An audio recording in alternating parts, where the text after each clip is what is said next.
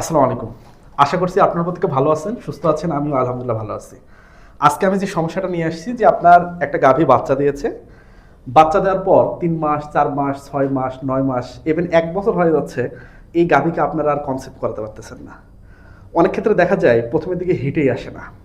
তো মূলত ডেইরি সেক্টরের যদি আমরা সমস্যা বলি, এটাই হলো আমাদের ১ নম্বর সমস্যা। তো আজকে মূলত এই সমস্যাটা নিয়ে আমি আলোচনা করব।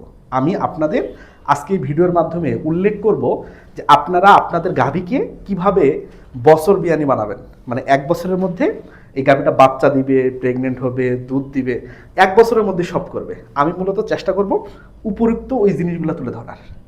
এবং এভাবে যদি আপনারা করার চেষ্টা করেন, আশা করি আপনারা হয়তো 100-এ 100 না হলেও আশা করা যায় 100-এ অন্তত 90% আপনারা পাবেন সফলতা। তো প্রথমে আমি বলি যে আমরা বছরের কথা যদি চিন্তা করি, যে আমরা জানি ১ বছর সমান ৩৬৫ দিন। তো সেক্ষেত্রে একটা গাভীর যে গর্ভধারণ, মানে গাভীর পেটে বাচ্চা থাকে গড়ে ২৮০ দিনের মতো। ক্ষেত্র বিশেষে ৫ দিন ১০ দিন আগাপিছা হতে পারে, তবে আমরা ধরে নিলাম ২৮০ এবং ম্যাক্সিমাম ক্ষেত্রে এটাই হয়। তাহলে ৩৬৫ থেকে যদি ২৮০ বাদ দেই, আমাদের দিন থাকে হলো ৮৫। তা আমাদের চেষ্টা করতে হবে যে এই ৮৫ দিনের মধ্যে গাভীটাকে হিটে আনতে হবে, গাভীটাকে এআই করতে হবে, গাভীটার জরায়ুকে স্বাভাবিক অবস্থায় ফিরে আনতে হবে, গাভীটাকে সিমেন্ট দিতে হবে, বাদবাকি কাজ করতে হবে। তাহলে এই ৮৫ দিনের ভিতর যদি আমরা যাবতীয় কাজটা করতে পারি, তাহলে সেক্ষেত্রে আমরা আমাদের গাভীকে আমরা বছর বিয়ানি পাবো। তাহলে আমি আপনাদের প্রথম থেকে আরেকবার বলি যে আমাদের টার্গেট হলো গাভীকে বছর বিয়ানি বানানো, মানে ৩৬৫ দিনের মধ্যে আমরা এটাকে গর্ভধারণ করাবো, আমরা এখান থেকে বাচ্চা নিব, আমরা এখান থেকে দুধ নিব। এই ৮৫ দিনে আমাদের কি কি করতে হবে? আমাদের এই ৫টা কাজ করতে হবে এই ৮৫ দিনে। তাহলে আমরা ১ বছরের মধ্যে প্রতিবার বাচ্চা পাবো। প্রথমত জরায়ু যে থাকে, যেখানে বাচ্চাটা থাকে, এই জরায়ু কিন্তু যখন বাচ্চাটা জরায়ুর মধ্যে থাকে, এটা ২০ গুণ পর্যন্ত বড় হয় স্বাভাবিকের থেকে। মানে মানুষের ক্ষেত্রে, পশুর ক্ষেত্রেও কাছাকাছি ২০ গুণ পর্যন্ত বড় হয়। ছোট্ট একটা অর্গান ২০ গুণ বড় হয়, এবং ওই অর্গানের মধ্যে কিন্তু বাচ্চা থাকে। তাহলে বাচ্চা ডেলিভারি হওয়ার পর ওটা তো আর রাতারাতি আগের অবস্থায় ছোট হবে না।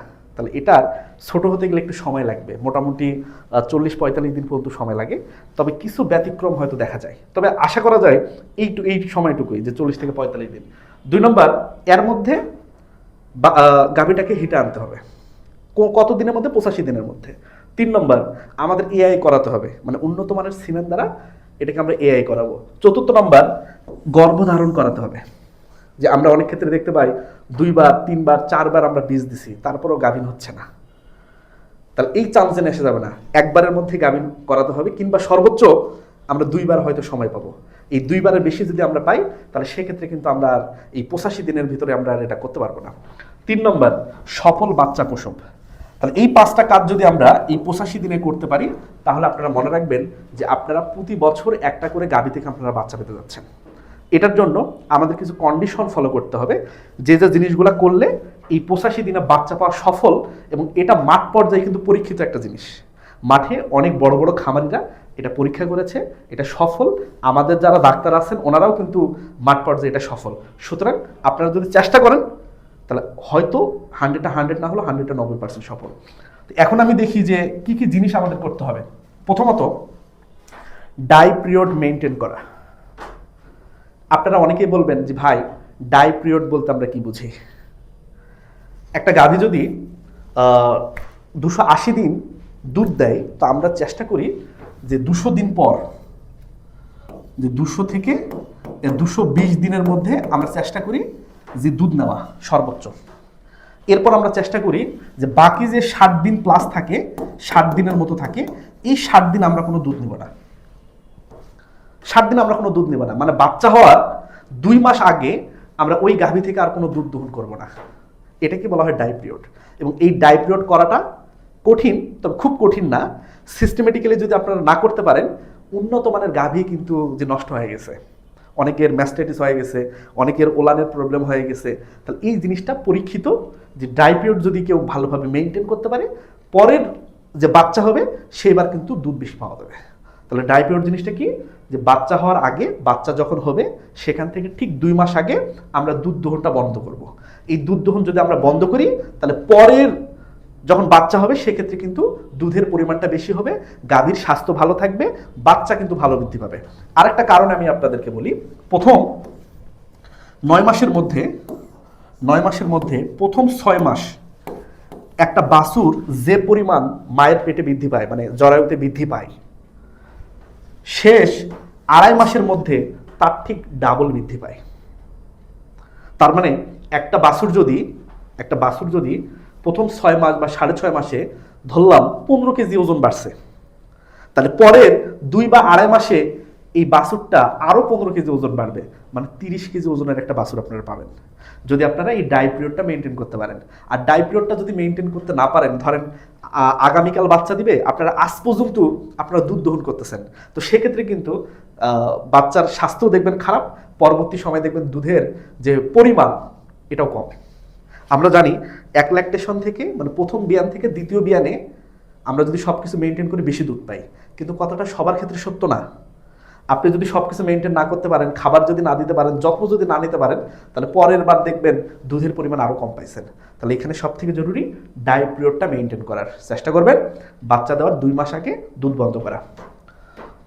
এরপরে যদি আমরা বলি যে সুষম খাবার প্রদান, সুষম খাবার, আমি অনেকের খামারে কনসালটেন্সি দেই, যে অনেকের প্রবলেম থাকে, ভাই গরু যখন কিনে আনলাম তখন 20 লিটার দুধ দিত, এখন দুধ দিচ্ছে 12 লিটার, বা এখন দুধ দিচ্ছে 10 লিটার, তো আপনি আমাকে একটা পরামর্শ দেন। তো মূলত এক্ষেত্রে মেন যে পরামর্শ সেটা হলো খাবারের দিকেই। তো খাবারের কথা যখন বলি যে কতটুকু খাওয়াচ্ছেন, তো আমি যখন একটা ক্যালকুলেশন করে একটা খাবারের একটা সংখ্যা পরিমাণ বানাই, যে হয়তো আপনার গরু এতটুকু দুধ দিচ্ছে, হয়তো ধরলাম যে আপনার গরুকে 7 কেজি খাওয়াতে হবে, তা আমি বললাম যে আপনি 7 কেজি খাবার খাওয়াবেন। তো অপর প্রান্ত থেকে ফোনে বলে বা সাক্ষাৎও বলে, ভাই আমি এর থেকে বেশি খাবার খাওয়াই, 8 কেজি বা 9 কেজি পর্যন্ত খাবার খাওয়াচ্ছি, তাও দুধ এটা দিচ্ছে। তার মানে বুঝতে হবে উনি যে খাবারটা খাওয়াচ্ছেন সেটা সুষম খাবার না। তাহলে সে খাবারে পরিমাণগুলো অনেক কম বেশি আছে, দেখবেন শুধু কার্বোহাইড্রেট দিছে, প্রোটিনের পরিমাণ নাই, কিংবা খনিজ লবণ নাই, ভিটামিন নাই, কিংবা ট্রেস এলিমেন্ট যেগুলো থাকে সেগুলো নাই। তাহলে আপনার গাভী দুধ কেমনে দিবে? দুধ তো শুধু কার্বোহাইড্রেট করে না, তাহলে দুধ কেমনে হবে? তাহলে দুধের প্রোডাকশন কিন্তু আপনারা পাবেন না। তাহলে এখানে যে সুষম খাবার, যে জিনিসটা বললাম যে আমাদের যে 6টা খাদ্য উপাদান থাকে, শর্করা, আমিষ, স্নেহ, ভিটামিন, মিনারেল, পানি, এগুলাকে নির্দিষ্ট একটা অনুপাতে দেওয়া। এই অনুপাতটা ঠিক থাকার পর খাবার কাউন্ট করতে হবে যে আপনার গরু কতটুকু খাবার খাবে, 5 কেজি খাবে নাকি 6 কেজি খাবে নাকি 7 কেজি খাবে, এরপর আপনারা কাউন্ট করে আপনারা খাবারটা দেবেন। তাহলে মনে রাখবেন সুষম খাবারটা আমাদের দিতে হবে, এবং পর্যাপ্ত পরিমাণ পানি, পানির কোনো ছাড় নাই। যেহেতু পানি আমরা ফ্রি পাচ্ছি, অন্তত বাংলাদেশে আমরা ফ্রি, ঢাকা শহর ব্যতীত সব জায়গায় ফ্রি পানি, পানি ভাই অ্যাভেলেবল সবসময় দিবেন, সে পানি খাক। 3 নম্বর যদি আমরা কথা বলি যে গর্ভ অবস্থায় অতিরিক্ত যত্ন নেওয়া, সুষম খাবার একটা গেল, এরপরে যদি আমরা কিছু বলি যে কৃমিনাশক। আমাকে অনেকে বলেন যে ভাই গাভীন অবস্থায় কৃমিনাশক করা যাবে কিনা? উত্তর হলো করা যাবে, তবে দুটা শর্ত আছে। প্রথম শর্ত, সব যে গ্রুপের যে ঔষধ সেটা কিন্তু প্রেগনেন্সি সেফ না। তাহলে আপনাকে গাভীন অবস্থায় যেগুলো সেফ ট্যাবলেট বা যেগুলো সেফ ইনজেকশন আমরা সেটা করব, যেটা গাভীন অবস্থায় যে কৃমিনাশকটা সেফ আমরা সেটা করব। 2 নম্বর, কৃমিনাশক করার সময় এমন অনভিজ্ঞ কাউকে দিয়ে কৃমিনাশক করাতে গেছেন, গরু মারছে এক লাফ, দেখবেন যে সেখানেই অনেক ক্ষেত্রে বাচ্চার প্রবলেম হয়ে যায়, অনেক ক্ষেত্রে অ্যাবর্শনও হতে পারে। তাহলে এমনভাবে করতে হবে যাতে করে গরু ঠান্ডা থাকে, গরু স্মুথ থাকে, ধস্তাধস্তি একটু হবেই মাস্ট, এই ধস্তাধস্তিটা যার খুব কম হয়। তো আমরা চেষ্টা করব যে গাভীন হওয়ার 4 মাসে একটা বাদ দেওয়া বা 3 মাসে একটা কৃমিনাশক দেওয়া, এরপর 6 থেকে 7 মাসের মধ্যে আরেকটা দেওয়া, এরপর যখন বাচ্চা দিবে তারপর 1 মাস পর আমরা আরেকবার কৃমিনাশক করব। ঠিক আছে, এই প্রসিডিউরটা ফলো করতে হবে। আর কি ফলো করতে হবে? ভ্যাকসিন, যে গর্ভাবস্থায় ভ্যাকসিন দেওয়া যাবে কিনা? অবশ্যই দেওয়া যাবে। তবে প্রথম 2 মাস আমরা ভ্যাকসিন দিব না, 2 মাস পর, 3 মাসের পর আমরা ভ্যাকসিন দিব, এবং 8 মাসের আগ পর্যন্ত আমরা ভ্যাকসিন দিব, 8 মাস বা 7 মাস পর্যন্ত আমরা ভ্যাকসিন দিব, এরপর আর দিব না। তারপর বাচ্চা হওয়ার পর আবার যে আমরা ভ্যাকসিনের যে বিভিন্ন ডোজ, কোনো ভ্যাকসিন আমরা 6 মাস পরে দেই বা কোনোটা 1 বছর পরে দেই, এগুলো আমরা কন্টিনিউ করতে পারবো। ওকে, তাহলে ভ্যাকসিন আমাদের করতে হবে। আর আমাদের কি করতে হবে, আর আমাদের যে জিনিসটা হবে যে আমরা যে ম্যাট, অনেক খামারে গিয়ে দেখি যে গরুর যেগুলো একটু মোটা তাজা গরু, অনেক বেশি লম্বা স্বাস্থ্যবান, সেগুলা বসার সময় দেখবো যে নিচের ম্যাটের অবস্থা খুব খারাপ। বসতে গিয়ে দেখি যে বিভিন্ন জায়গায় ক্ষত হয়ে গেছে, অনেক ক্ষেত্রে রক্ত পড়ে। তা আমরা এই জিনিসটা মাথায় রাখবো যে একটা গরু দিনে গড়ে 40 বার ওঠা বসা করে, 40 বার, তাহলে 40 বার বসতেছে, 40 বার উঠতেছে। যদি কমফোর্ট না হয় তাহলে দেখবেন আপনার গরু স্ট্রেসে থাকবে, আপনার গরুর কোথাও ব্যথা লাগছে, কোথাও কেটে গেছে, ছিলে গেছে, এতে কিন্তু ভাই প্রবলেম। এই দিকে আপনারা চেষ্টা করবেন যে যত্নটা যাতে করে ভালো নেওয়া যায়। এই যে এখন গরম পড়তেছে ভালোভাবে, ঠান্ডাটা পার হয়ে আসলো, যে ঠান্ডার শেষ গরমের শুরু, এই সময়টা একটা আতঙ্ক। দিনের বেলা দেখবেন প্রচণ্ড গরম, যেই রাত হবে বা শেষ রাতের দিক প্রচণ্ড ঠান্ডা। এক্ষেত্রে গরুর কিন্তু একটু আমরা অতিরিক্ত একটু যত্ন নেওয়ার চেষ্টা করবো। তাহলে এই যত্নগুলো যদি আমরা নিতে পারি তাহলে কিন্তু খুবই ভালো। চতুর্থ নম্বর যদি বলি যে হিট চিনা। প্রথম কথা, যদি কোনো কারণে গরু বাচ্চা দিছে দেওয়ার 45 দিনের আগে, 45 দিনের আগে হিটে আসছে, আপনারা যে জিনিসটা করবেন, বীজ দিবেন না। নো মানে নো। কারণ 45 দিন আগে যদি বীজ দেন, কোনো কারণে হয়তো হিটে আসছে বা আপনারা হিট ভালোভাবে দেখতে পাননি বা বুঝতে পারেননি, আপনারা এআই কর্মীকে ডাকছেন, সব এআই কর্মী এরকম না, ধরেন কেউ কেউ আছে আবার লুভি। তো যারা ধরেন লুভি বা যারা ধরেন ইথিক্স নাই, তো তারা কি করলো যে হিটে না আসলেও অনেক ক্ষেত্রে হয়তো বা দিয়ে দিছে, বা উনিও হয়তো বুঝতে পারেনি। হ্যাঁ, তো এটা করবেন না যে 45 দিন আগে নো বীজ। 45 দিন পর যদি হিটে আসে, এই হিট চেনার কিছু বৈশিষ্ট্য আছে, যে গরুর কিছু সাইন সিমটম প্রকাশ করে, লাফালাফি করে, হয়তো ডাকাডাকি করে, মিউকাসকরণ হয়, অস্থিরতা বোধ করে, তারপর কি করে যে খাওয়া দাওয়া অনেক ক্ষেত্রে কমে দেয়। আশেপাশের কোনো গরু থাকলে দেখবেন যে লাফ মারে উঠতেছে, বা পালের মধ্যে থাকলে দেখবেন অন্য গরু যদি তার উপর ওঠে সে নীরবে সহ্য করতেছে। তাহলে এই বৈশিষ্ট্যগুলো যদি আমরা দেখতে পাই তাহলে আমাদের মনে করতে হবে হিটে আসছে।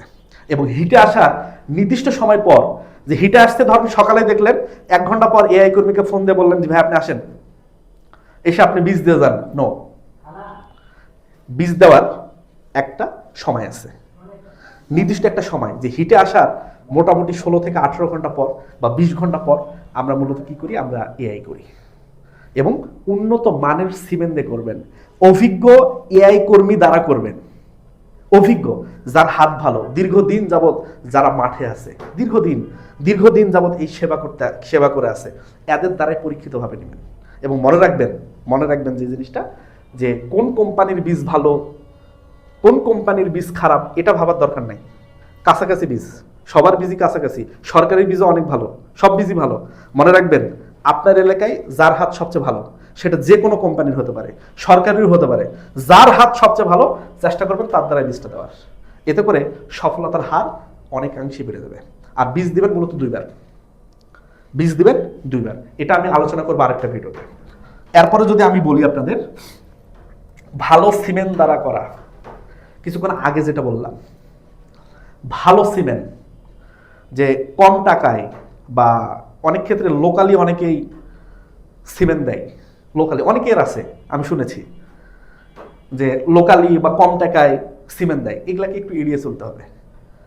টাকা যদি 100 জায়গায় 200 লাগে, বা 200 জায়গায় যদি 300 লাগে বা 400 লাগে, চেষ্টা করবেন যে উন্নত মানের সিমেন্ট দ্বারা আপনারা এআই করার। ঠিক আছে, এটা মনে রাখবেন, কোয়ালিটি যে জিনিসের আছে তার দাম 2 টাকা বেশি দিয়ে কিনেন, সফলতা আসবে। এবং যদি সফলতা আসে খুব ভালোভাবে আসবে। তাহলে এই জিনিসগুলো যদি আপনারা মেনটেন করেন, আশা করা যায় যে আপনাদের প্রতি বছর একটা করে হয়তো বাচ্চা পাবেন।